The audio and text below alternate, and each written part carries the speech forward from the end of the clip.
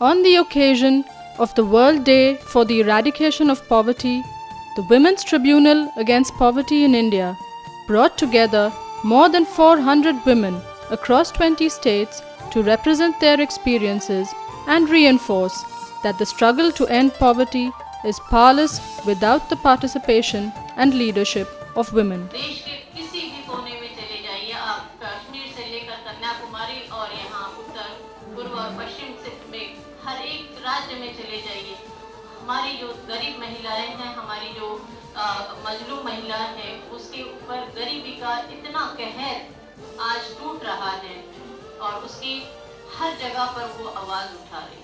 इस आवाज में जब हमारी सबकी आवाज मिल जाएगी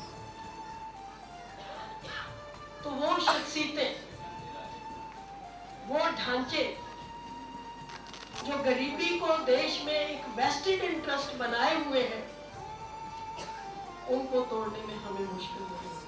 वो हमारे गीत को रोकना चाहते हैं, वो हमारे गीत को रोकना चाहते हैं। खामोशी तोड़ो वक्त आ गया, खामोशी तोड़ो वक्त आ गया, खामोशी तोड़ो वक्त आ गया।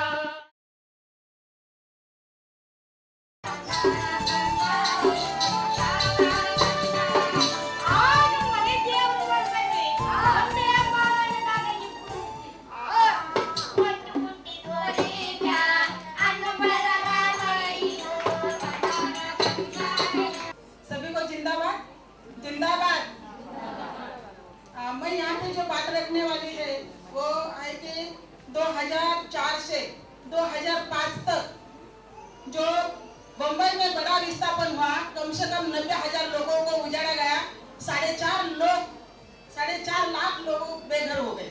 लिखो कि मैं आतंकवादी हूँ, मेरे भाई से कहा था। तो जब उन्होंने लिखा कि मैं आतंकवादी हूँ, तो उन्होंने हिंदी में लिखा, क्योंकि हमारी स्कूलिंग जो है केंद्र विद्यालय में हुई है, हम लोग हिंदी के स्टूडेंट हैं, तो वो हंस पड़े। तो महिलाओं को जब प्रेग्नेंट होती है उस समय उन लोगों को टीकाकरण वगैरह नहीं मिल पाती है, जब हॉस्पिटल में जाते हैं तो दवा ठीक से नहीं मिल पाती है, तो इसकी वजह से महिलाओं की मृत्यु हो जाती है। जब महिलाओं को अधिकारों को मालूम पड़ी कि ये रोजगार, ये सूचना का अधिकार है, तो सूचना से हम लेंगे, तो वैसे जाके हम हर बात का सूचना का अधिकार लेते हैं हमारे पास। वहाँ से हम जाते हैं, उनके से एक फोरम पर के कहते हैं कि हमारे को भी तो हमारा भी हक है, हम अधिकार लेना चाहते हैं। वो कहते हैं कि आपको किसने कहा है अधिकार, तो गवर्नमेंट ने बड़ा तो बहुत से वादे दिए पर हमको पूरा करने को नहीं सकते। अभी आपने दलितों की समस्याओं पे बात की, माननीय जूरियों ने अपने राय सुनाए और कहा कि इस समाज में सबसे गरीब है दलित और पिछड़ा वर्ग मुस्लिम, लेकिन उससे भी पीछे कोई है तो वो है विकलांग महिला। We discovered that women who have been abused do not like to talk about it. They prefer to be silent. And it is the silence that breeds more violence.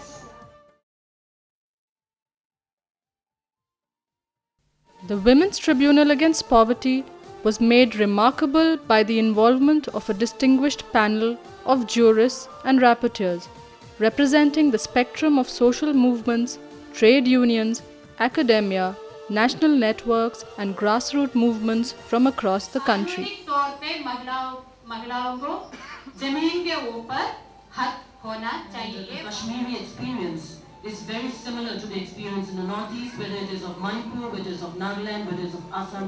I think we are experiencing the issues of violence vis-a-vis poverty, vis-a-vis women. आज इस देश में जो गरीबी है वो भी बिन सांप्रदायिक नहीं रहा।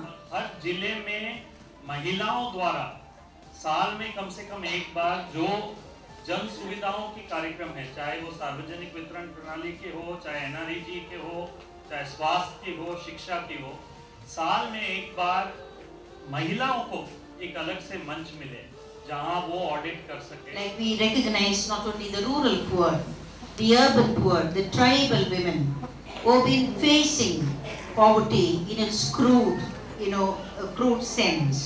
In all the poverty discussion, we bring the gender perspective into the whole thing. I mean, poverty as a women's face. The Women's Tribunal Against Poverty extended solidarity to the thousands of activists demonstrating across the country for the land rights of the poor through a concluding action organized at the local protest site of the Janadesh rally.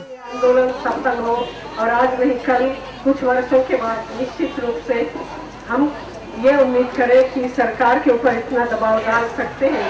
आवाज दो! आवाज दो!